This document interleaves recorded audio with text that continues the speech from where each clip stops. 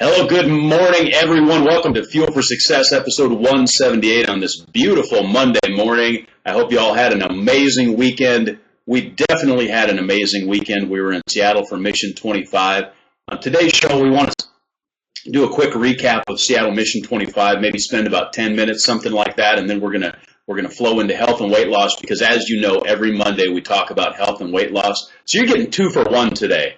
And we're coming at you with a couple of topics. We're going to have a great time. It's great to see everybody here this morning. Terry, I hope we didn't wake up Richard.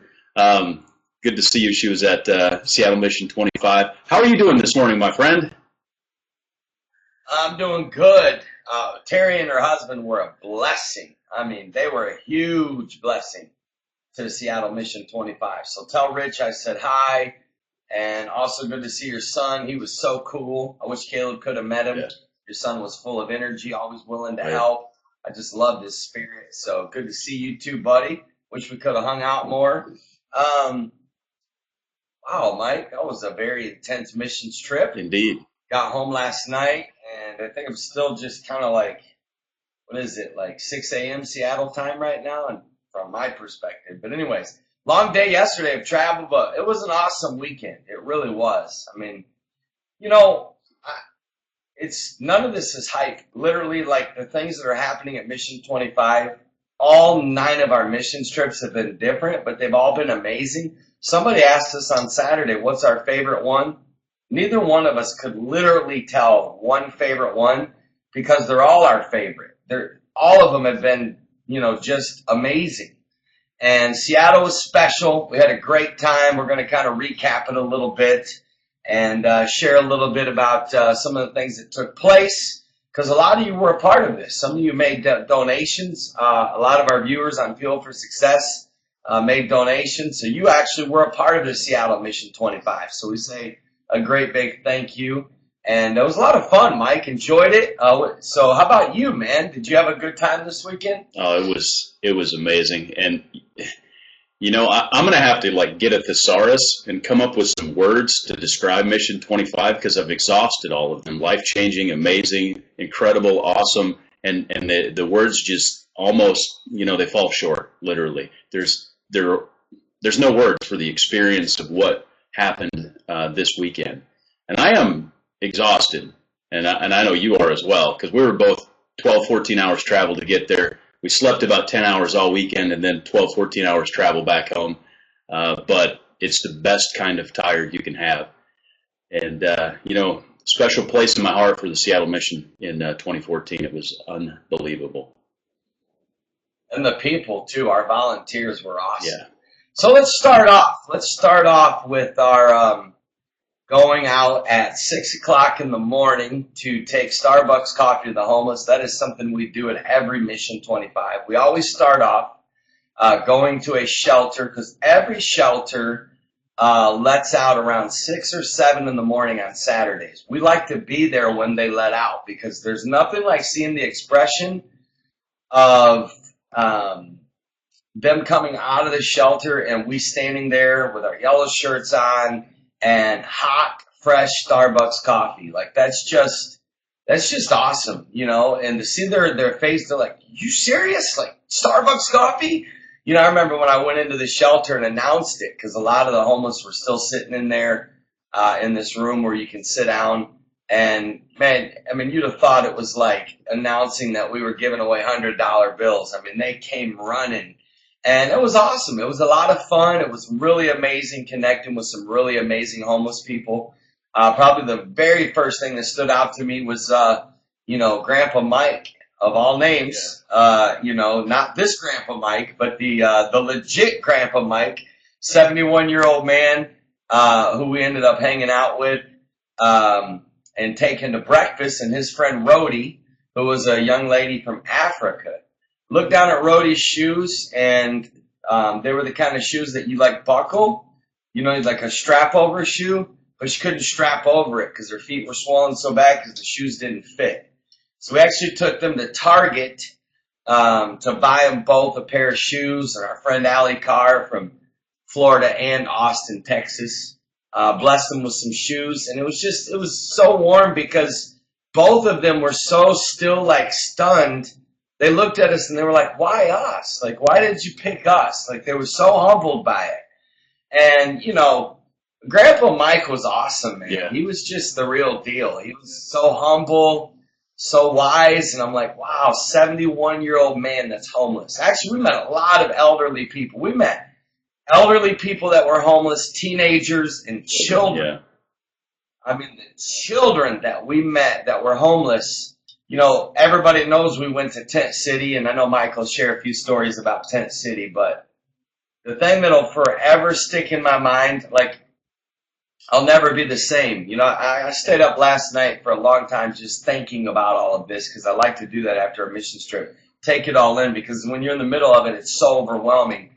But thought about that family for a long time, sleeping in a small tent. You know, going camping for a weekend is one thing, but to have that as your house, I'm talking like a tent that was small. Like this was their bed. They had milk crates and a foam, not even a mattress, a piece of foam that wasn't a nice foam that you use for like that you would buy at a store to make your bed more comfortable. It's like just a piece of like foam, literally, and laid across these crates. And 10-year-old kid, 12-year-old kid, and all four of them, mom and dad and the two kids, slept in this tent. I mean, they didn't even have a mirror. They had nothing. I asked the little girl, she's 12 years old, I said, how do you get ready for school? Where are your school clothes at? Where do you keep your clothes? And there was a pink backpack. She goes, oh, all my clothes are right in there. I said, that's it. She said, yeah. I said, so what do you wear to school? And she's like, just jeans and a t-shirt. And, you know, she was so insecure. She looked so sad. She just kept looking down.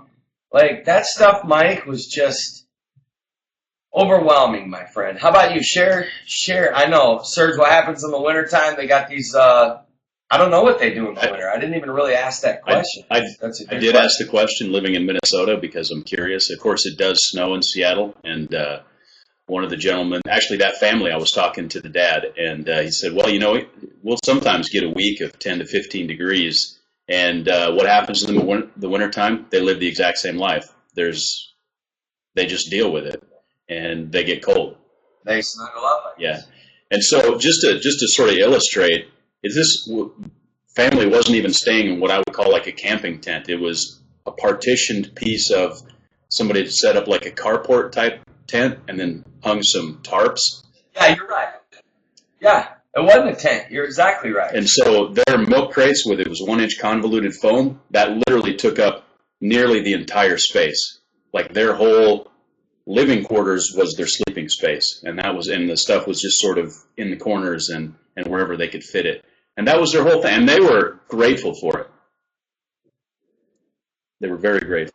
Let me answer. They really were. They were very grateful. Almost all these homeless people, not all, but some of them had more gratitude than people that I know that live in 3-story houses with a pool in the backyard and 3 cars in the garage. No joke. Like their level of happiness, their level of gratitude for the smallest things, like a kid getting, you know, what are them paddles with the ball? Paddle ball, yeah.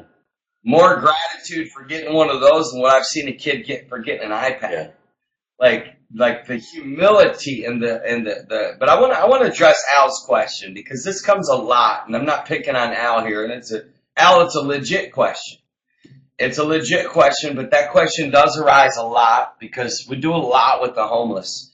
Let me go from their shoes and just tell you why they can't get a job. Most of them, when they've reached the place they've reached, okay, and this is why we reach out to them, because these people that are at this level of homelessness, they literally, Al, have nothing. When I say nothing, they have no transportation.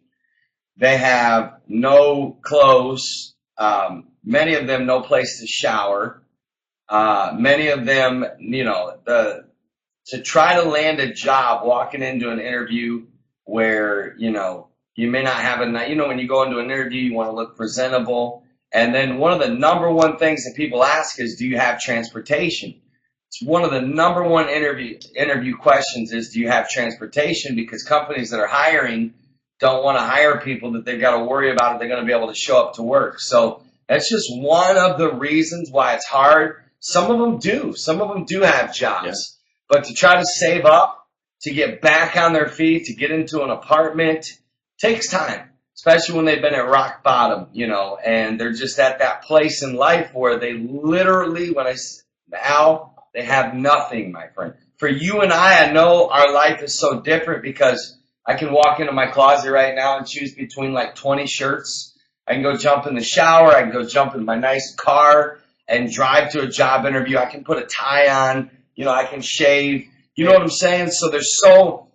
Go ahead. I was just going to say, you know, my daughter recently got a job with McDonald's, and going through the process of her, and I have no problem with someone working at McDonald's, but, you know, really that's sort of on the lower end of the, you know, it was her first job, so that's kind of where you would go. There is no way one of these people could have gotten that job because of all the requirements. They're like, okay, what's your address? Do you have your social security card? Let me see your ID. You know, all this stuff that you had to fill out. You have to have a phone number where they can contact you. And, you know, the situation that they're in,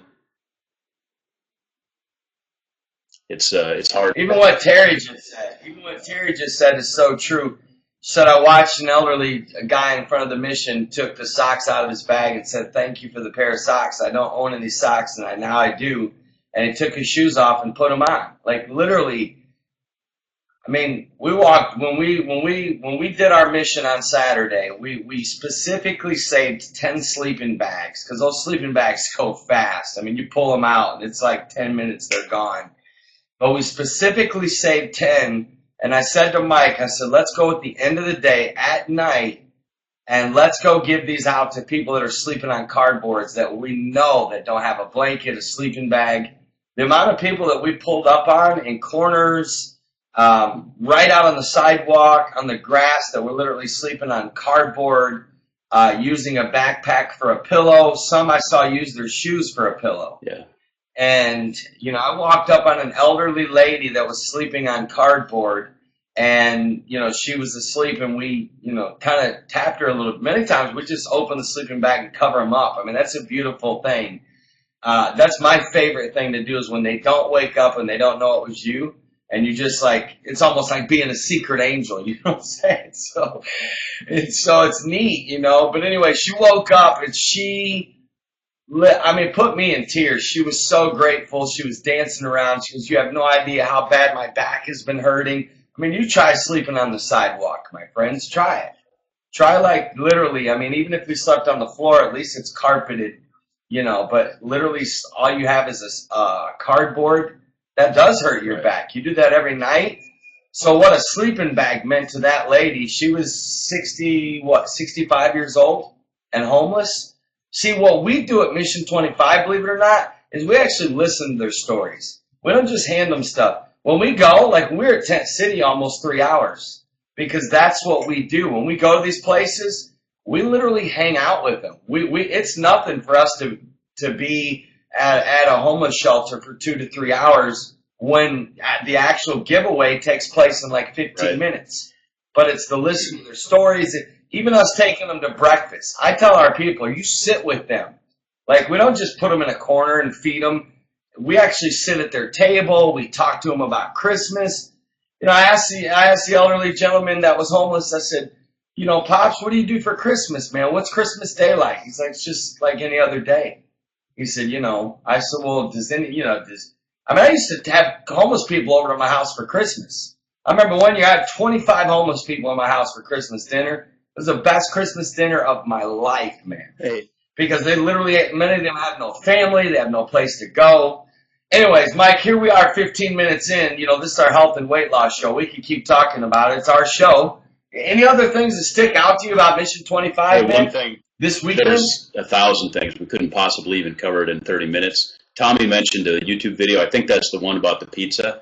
And I just wanted to share something that happened. You mentioned the 65-year-old woman that we gave the sleeping bag to.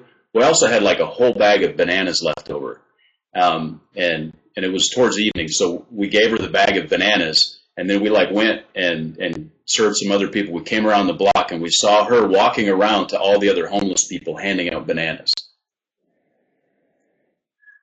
She was having a blast, man. She was like, "Oh, yeah." Hannah, who's new to Fuel for Success, Hannah, thank you for your donation as well. One of those sleeping bags you gave. She said, why do we call it Mission 25? Go read Matthew 25 in the Bible, and we based Mission 25 off of Matthew 25. So that's why we call it, it's a missions trip. The 25 comes from Matthew 25, which is what we're all about, feeding the hungry, giving clothes to, people that are in need of clothing, visiting the sick, helping fatherless kids. So now, Mike, you and I got to experience something that I wish we could have had on video to show the realness of this. We were actually down at the park visiting the homeless moms and children. They live in an emergency family shelter, which is basically a battered women's shelter. Many of them are escaping violence and things of that nature.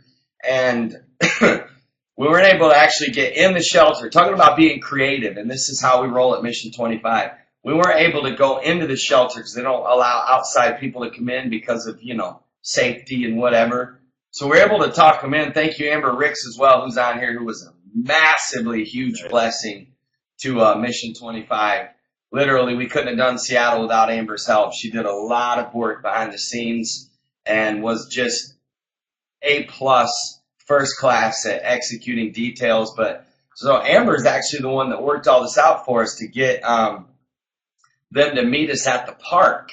So all the ladies and the moms, I think Carol and Amber both worked on this. Carol, hey, whoa, we missed having Carol there this weekend. I just want to say real quick because I know she's on the show. Straight up miss having her. Not having Carol at Mission 25 is literally like going to Disney World and there being no Mickey Mouse. Something's missing. You know what I mean? You got to have Carol at Mission 25. Especially, I feel more safe when I have her around. So, that's a whole nother discussion. But anyways, so long story short, there was a mom and two boys, humble people, and the little boy is 12 years old, and I asked the mom, I said, what do you guys need? Is there anything you need? And she said, not really. And she said, because they literally had nothing. They were living in this shelter. And I said, well, how many outfits does your boy have for school? And she said, 2. And I said, well, does he need shoes? And she said, oh, he needs shoes bad. So I felt like God wanted us to do this. So when I said, Mom's okay if we take him to the mall for a little bit. Well, we got Jaime in the car to ride with me and Mike. And he get in the back seat and he sat down and we just started small talking. And like 2 minutes into the car ride, because I had heard the story from his mom. They were escaping violence here. The dad had beat the kids, beat the mom. And I just turned around and I said, Jaime, I'm so sorry what your dad did to your mom and to you guys. Mike, you saw it. I don't know what it was. I know now. He had so much pain and emotion stored up that he couldn't express because he was trying to be strong for his mom. He lost it, Mike. The young boy cried in our car for 10 minutes straight. And when I say cry, I'm talking like shaking and like, how people it was a real, the kid was so broken and he just kept talking about the fear of this raging animal beating his mom and the fear of him having to run into the room. And then as he got older as a boy, he tried to pull his dad off and how his dad pushed him down and beat him. And it was a nightmare, man. It was all I could think is he's the same age as Caleb. All I could think at that moment was, what if this was Caleb? Now, this was at a time when we were exhausted. At that point, we'd been at it almost 12 hours. We did not have one single break the entire day. When I say break, I'm talking maybe a 20-minute break, maybe, for the whole day. And anyways, so we were going to go buy him a brand new pair of shoes. And we went to a store and he lit up when he saw this certain pair of shoes. And they were beautiful. Yeah. And he really wanted them. I mean, you could just tell him all. I said, listen, don't even look at the price. You look at any pair of shoe on this wall here, and you tell me what pair you love. And his eyes lit up at this pair, right? But they didn't have his size. So, easily could have said, hey, just pick another pair, But no, I really believe in, Jesus said, when you do it to the least of these, you do it unto me. And I always take those moments and I do as if I would do for my own son. And if my son really wanted a pair of shoes, I would go to other stores to try to find it. So, long story short, we went to like 4 different stores trying to find that particular shoes on feet. Like, we walked all over downtown Seattle. It was exhausting, but it was rewarding because you could feel that all of us were getting tired because we went to store after store after store, almost to the point like we almost gave up. Remember, we were in the store and he was going to buy this certain pair of shoes, but I could tell he didn't really love them. I could tell he liked them. But I was like, you know what, buddy, let's go to one more store. And so we went to the last store, and lo and behold, they had that pair of shoes. And lo and behold, miraculously, I believe God did it. They had his size. Mike, you saw it. I mean, he just came up, like, turned around, and he gave us a big old hug. Just literally, just turned around and just hugged us. And he had a smile on his face that you can't pay money. Mike, I'd rather see that smile than go on 500 Amen. cruises, man. That right there makes life worth living. Seeing him have that level of gratitude and the smile on his face when he was walking through, and he was able to get like 4 brand new shirts, some new socks, a new backpack for school, and a brand new pair of shoes. So it was an awesome day, man. It really was. And that right there, you know what, Mike? That's the heart and soul of Mission 25. And it's not just what you and I did. Bro, all of our volunteers took homeless people shopping. One of our, Marcella and her daughter took that homeless young teenagers shopping and bought them clothes. I mean, how rewarding to walk into a store and be able to buy a homeless person some clothes. You'd be surprised how much it means to them to have a new pair of underwear, socks, and to wear just some clean clothes. Because many of them sleep out on the streets and they only have one or two outfits, So, anyways. True. What about you, Mike? Hey, I like what Mary said when Jaime was in the back seat. It's exactly right. Probably the first time in a very long time that he felt safe. And in that moment when he felt safe, he was able to let his guard down. Probably for the first time in a long time. And that was, what a gift, she says. And I think that's exactly right. That was an amazing experience. That's one of the things that truly stands out to me, from the whole weekend. You could tell. I was one small thing not small thing, but one of the things that, again, this was our 9th mission trip this year, and we've seen a lot of different things in different cities, and every city has a different vibe and a different feel and different issues and whatever. And the amount of homeless people that I met on Saturday that were 25 and under, I've never seen that anywhere else. And there is just a massive homeless population of young people in Seattle. And the stories are so, it's hard to even relate until you sit and talk to them and hear their stories and understand the heartbreak and, the situations. Well, that's the common thing. The common words you hear from them is they never felt like they belonged. They had no home. They had no father. They went foster home after foster home. They went through abuse. Many of those teenagers, Mike, do you know we were sitting there? We were talking to some homeless teenagers, and we had fed them pizza, and we had just, we gave them a sleeping bag. And I was like, guys, I really wish there was more I could do for y'all. I mean, my heart just wants to help you guys. And they were like, you know what? Just you listening to us and talking to us means more than anything.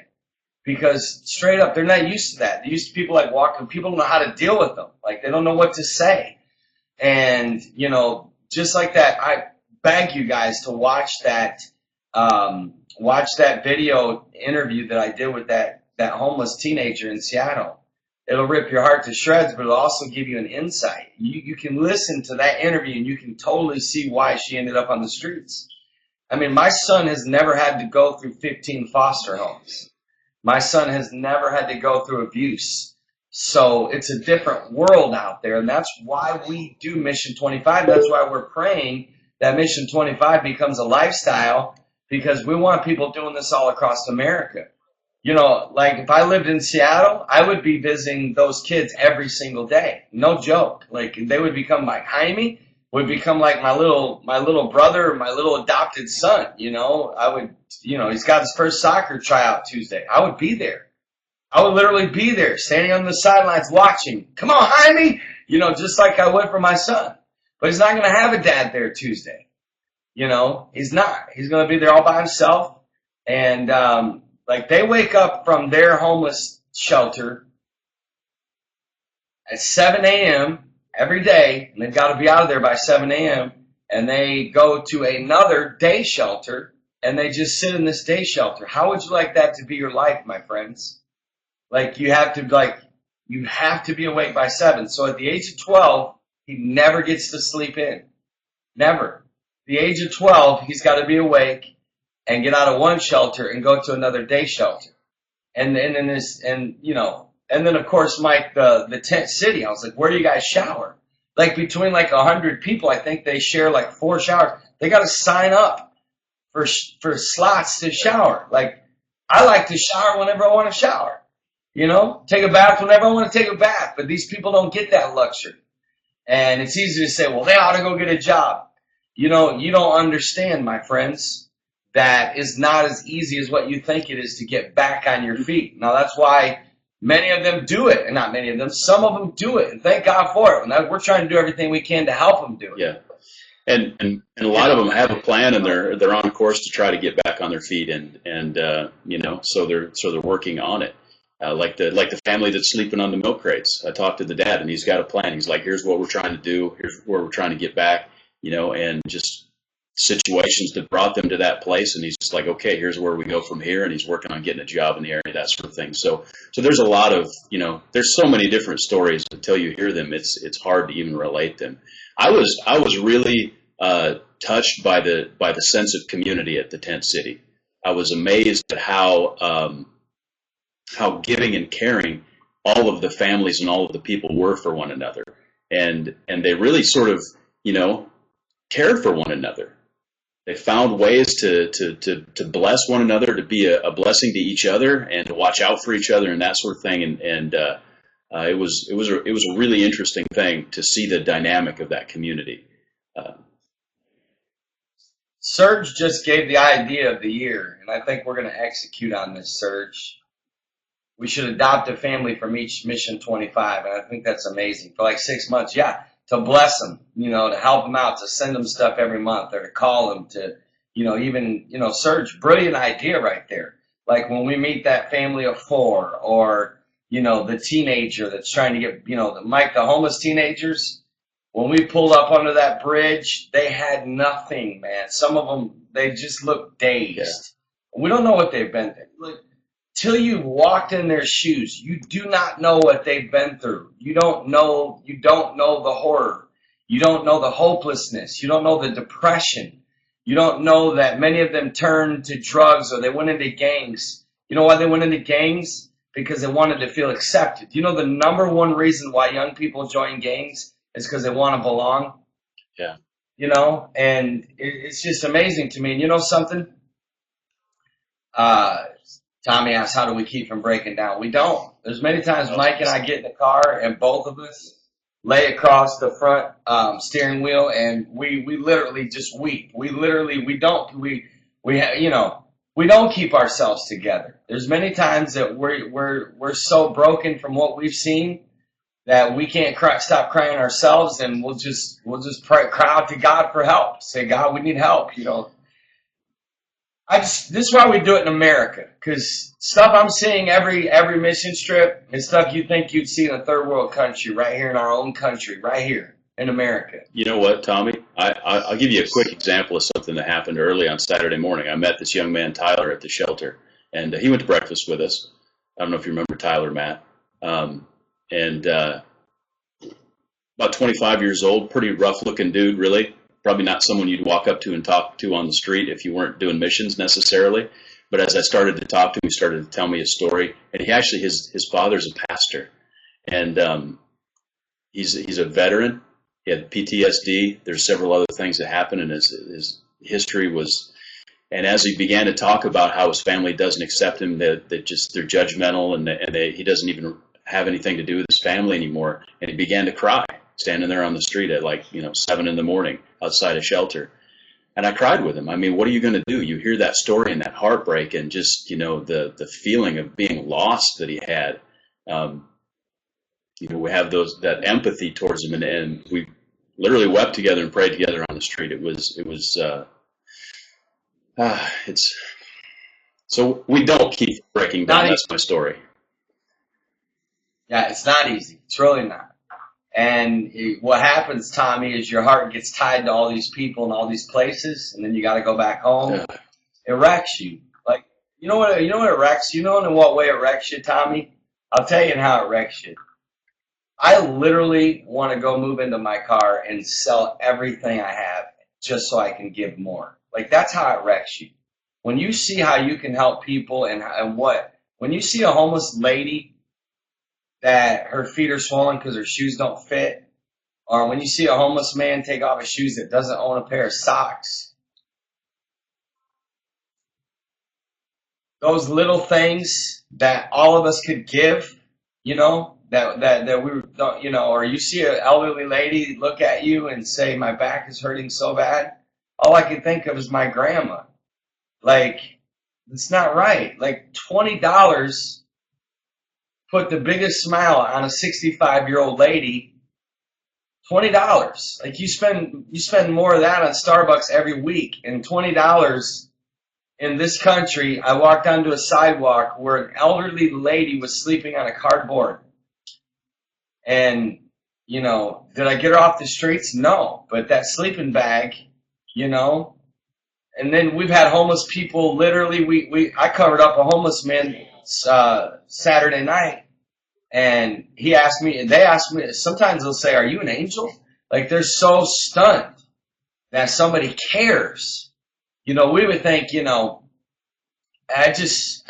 not, even think of Kathy, Mike, this has got me here. This one's got me. We met Kathy last month at Mission25. She was a homeless lady, just a sweet soul, a beautiful soul, and she hung with us. We had breakfast with her, and we went and baptized some people in the water fountain. And Kathy had this, I don't know, Mike, what was it? It was some kind of, with her voice or something, where she had some kind of tube or whatever. There was an open wound, really. I think it was open, whatever it was. She couldn't get it wet, and Kathy said to me, she goes, to me and Mike, she goes, I want to be baptized. And some of the people around us, well-meaning, were like, you can't baptize her. You can't get that wound wet.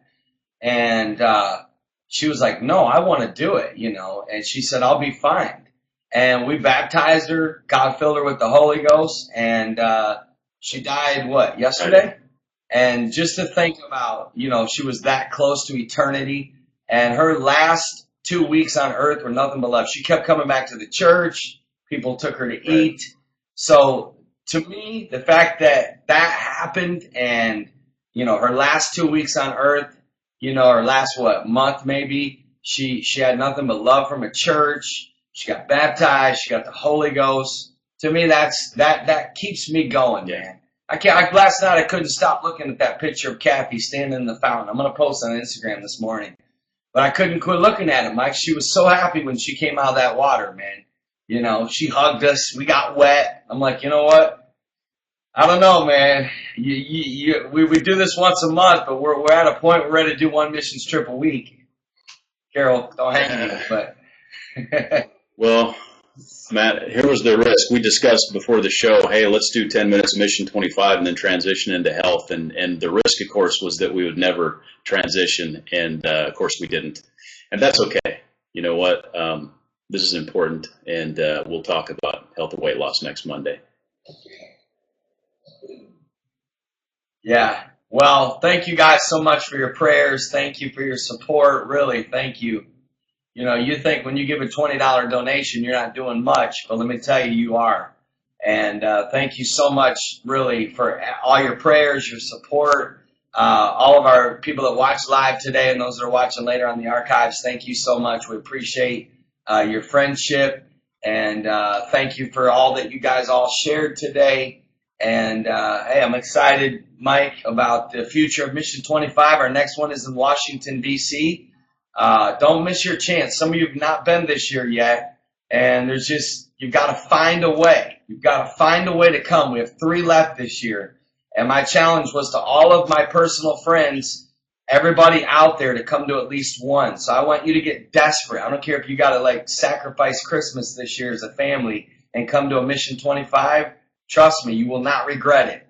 If you got to sell something, if you got to take out a loan, if you got to put it on your credit card. I'm talking get desperate, my friends, to get to one of these mission trips. You got 3 left. We're going to Washington, D.C. next month, and then New Orleans, and then New York City. So we love you guys.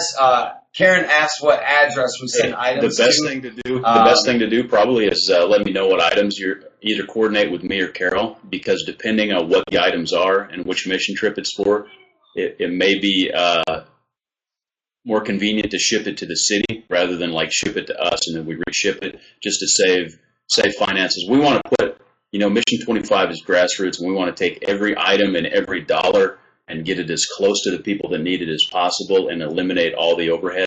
And so we're going to try to be as efficient as we possibly can.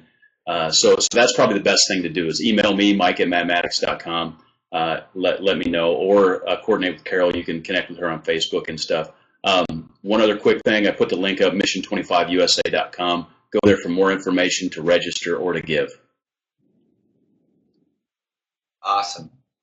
Hey, we went a little over time today, but it's worth it. Anytime we talk about Mission 25, as you know, Mike, we should have known. We should have known when we said, hey, let's just talk about Seattle Mission 25 for 10 minutes, and then we'll talk about health. Who wants to talk about health after talking about all this, But I did juice this morning, and so should you, my friends. All right, we love you guys. Enjoy your day. We'll see you tomorrow morning at 9 a.m. for Fuel for Success. God bless. Thank you, every one of you. Have a great Monday.